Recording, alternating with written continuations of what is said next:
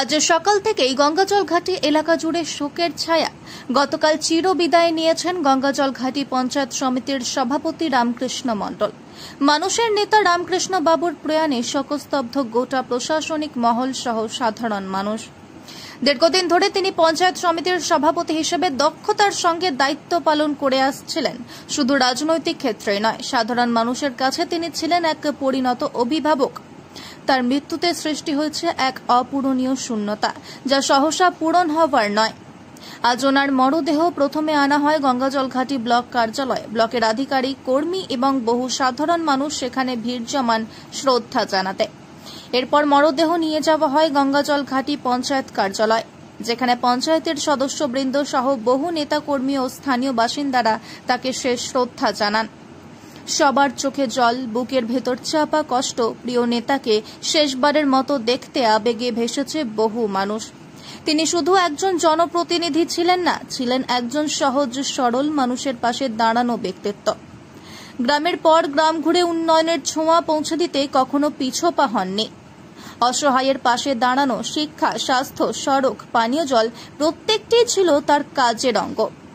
তার এই হঠাৎ প্রয়াণে একদিকে যেমন পঞ্চায়েতের প্রশাসনিক পরিকাঠামোতে প্রভাব পড়বে, অন্যদিকে এলাকার মানুষ হারালেন তাদের এক আত্মজনকে।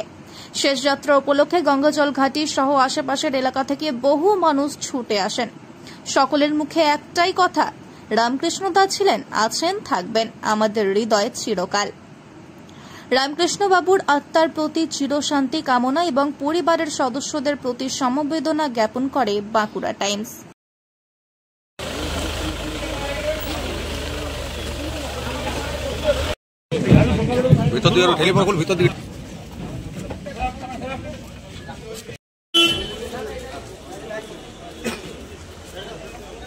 রামপদ সিট এসছেন, পুষ্পার্ঘ অর্পণ করছেন তপন জ্যোতি দুবে, জয়েন্ট সভাপতি, উপপ্রধান, পুষ্পার্ঘ রামকৃষ্ণ আমার রাহে আমার রাহে আমার রাহে। এরপরে পুষ্পার্ঘ করছেন আমার রাহে আমার রাহে আমার রাহে আমার রাহে আমার রাহে আমার রাহে। এরপর সম্পা জীবন পুষ্পার্ঘ অর্পণ করছে অদিতি মণ্ডল, ঝুমা মণ্ডল, পাপিয়া।